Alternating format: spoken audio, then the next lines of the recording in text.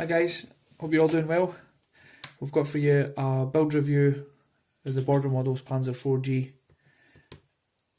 I did an unboxing of it and I wanted to get it built up as soon as possible and just see what it was like, see how it went together, because it's the first model by this manufacturer. So see how it goes. It was, by all accounts, it was a good model. There was a few issues here or there, but nothing drastic. A couple of things they could maybe do a little bit better. Certainly instructions wise, as terms of the parts, the only thing really missing for the purists would maybe be clear parts. Other than that, it's pretty spot on, especially for the value for money things is a big deal. I've actually got sitting next to me this Zvezda Panzer 4H, which is in a similar price range. You can get the Zvezda for a little bit cheaper, maybe £5 or so cheaper. But what you're getting in this kit compared to this one is kind of a big deal. This has got a really good fit though. Not to go off on too much of a tangent, but the Tamiya kit, Tamiya kit. You're too used to saying good fit and Tamiya together. That's where I was going wrong. No, but like if you're a beginner and you're just starting out and you want to spend £20, £25 and drop that on a kit, then I would pick up one of these new Zvezdas. They go together like a dream. The instructions are really clear, and it's just really straightforward plastic modelling. There's nothing more to it. Just a quick comparison though, the thing that really blows it out the water is the metal Scherzen plates on the Border Models kit are just exceptional. They look really well, they fit really well, and they're not complicated at all to go on. Whereas on the Zvezda ones, you've got these huge, big, thick plastic ones with the brackets that you make on, and they hook on well, but they're all one piece. So it's a bit of a deal breaker for anyone who's pretty serious about. Well, obviously you would kiss goodbye to a competition entry if you were going with that, but we won't get too excited. So I'll just get back to what we were here talking about, which was the Border Models kit. So I'm going to go through the instructions. I made a few points in the instructions, just that I think that could be improved, and just maybe things to watch out for. The link and lengths, I've not got them on the kit, but I've tried them on the kit. They go together really well. They're one of the positives about the kit. There's slight flash on the inside of the hollow guide horns, but that's to be expected. It's very minimum. I'm talking like maybe 5 or 6 of them out the whole runs. I've got like a little bit of flash and he tidied up, so definitely nothing to cry about. And the drive sprockets are sitting there, there's no sub-assembly, and all the tools I've got in another box here, so I'll paint them separately off the kit. So, but anyway, so the majority of the kit's built, and it's nice. I can say that for free. So, let's start with. It's funny. It actually goes as soon as you start the kit. It actually gets in with a little bit of an issue. So you've got this bit that says optional parts, PE and plastic, and there's also this thing here to remove a slight. It's like a little nut in between these two. It's not the clearest. It's written in Chinese below, but it doesn't have it in English. So I mean, assuming you're removing this part, it looks to me like you're adding something in as well. It's not the clearest. You see, there's a little. It shows you there, and then it says sort of remove, but it's not the clearest of things. So that's a little bit of a grey area. I think that's where the bracket slots into for the Scherzen around the turret. So that around the hull. So you take that away, but you don't find that out until much later on. So that's basically what that's for. So you remove that, and then that allows the bracket over here to slot into place, no problem. It's this bit here. Now, I went with the plastic parts as opposed to the copper PE. It sort of shows you the copper in a completely different place than the plastic, and it kind of makes things more confusing than it really needs to be. And what I did find with this kit though was, if the instructions were vague, the kit's engineering was well enough. It was good enough that you could sort of pop the part in and it would fit, and then you could get on to the next step, no problem. You weren't like taking parts off. There is one bit actually that isn't clear that I'll get to in a minute that you really need to be careful about. But so I use plastic parts. They sort of sit in no man's land, flapping around in fresh air until you get the hulls joined. So they sort of sit down there. It's like a bracket.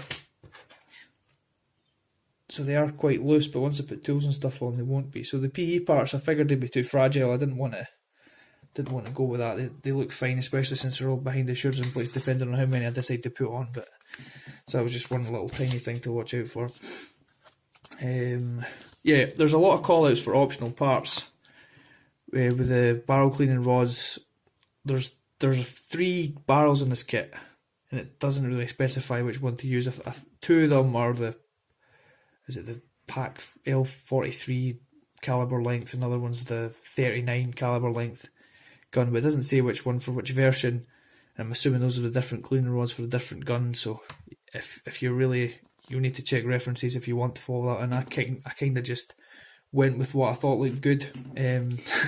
That's kind of usually how I roll. But yeah, there's a few things like this with optional parts, so you really need to check that stuff out as well. Everything, all the running gear and everything was great. All the fitting was great. Road wheels were great. Just really started to trust the engineering the more I went on, and then that kind of went a little bit wrong at the turret, but we'll get to that. So yeah, running gear's fine. All of this is fine. Oh, they don't specify the lengths for the tow cables, so they give you a copper tow cable. Copper tow cable? I feel like I said that round the wrong way there, but no, it's all good. So, copper tow cable. So basically, there isn't a plastic equivalent. You've got 4 of the tow hooks that you need to slot the cable into, but it doesn't say how long it is. I'm assuming you just half it and go with it and twist it round, but it'd be nice to, have a little indicator say cut this length or something. But maybe I'm just being too fussy. Again, more optional part call outs, so you take care of this stuff. Let's see, where did we get to after this? Oh yeah, there's like parts for I think that's just to specify. Again, it's in Chinese. They've not translated it into English. Whether it's to make it that colour or to make sure it folds that way, it's to do with the clamps for the tools. I'm not 100% sure what they're talking about. All the tools look like they'll go on fine. They're all cleaned up, ready to go. More optional part call-outs for different armour plates. So yeah, you know what I'm saying with that. Let's see. This is a little bit cluttered and a little bit confusing about the brackets for these spare tracks. I haven't actually put them on yet because it looks like if you use the PE parts, the track pins hook into them, so I won't be able to. They might bend and snap off, so I might do them at a later date once I've got at least a primer on the thing. More optional parts. The hull fit really well to the top hull there plate, so that wasn't an issue. That all fitted really well. Let's see. Oh yeah, there's a really interesting bit of detail here. So they want you to cut these little bolt heads off the sprue and pop them in. This is underneath the model, which if I turn over, all the shirts and plates will fall off. But there's like little parts for bolt heads, so you could really, if you wanted to go to town and have this thing knocked out somewhere and flipped upside down, and all the details there. So they've certainly got their detail together. So this is where. So these are the brackets for the shirts, and this all fitted really, really well. This side, you need to make sure that you fit the bracket for the. Let's see how will this work. Yeah, I had to take that off. Make sure that the brackets go on before this aerial holder. Let me just confirm that's correct because I had issues with that. Yeah, I sort of YOLO'd and went and put that thing on first and had to take it off. Had a bit of an issue, so just make sure you note the order that these go on. It doesn't specify, but when you think about it, it makes sense. I just jumped ahead a bit too much and got caught out. So there's the church and place going on. They're dead easy. No issues there. Nothing really. No issues with the turret. At this stage anyway, all these components were fine. A little bit unclear. This part could be a little bit. The angle could be.